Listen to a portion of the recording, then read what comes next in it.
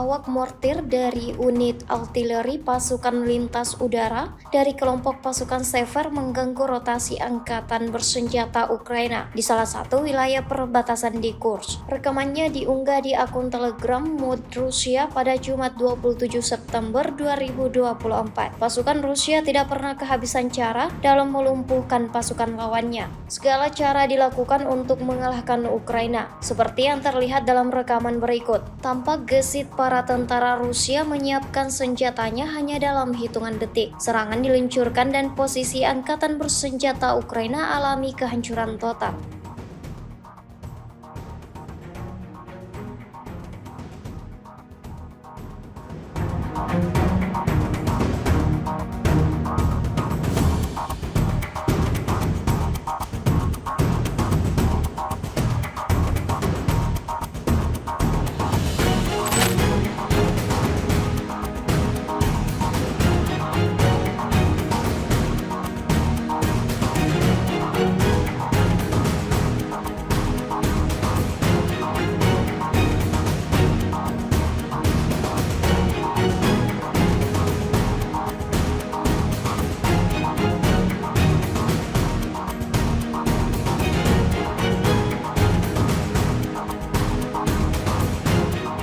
Download Tribun X sekarang, menghadirkan lokal menjadi Indonesia.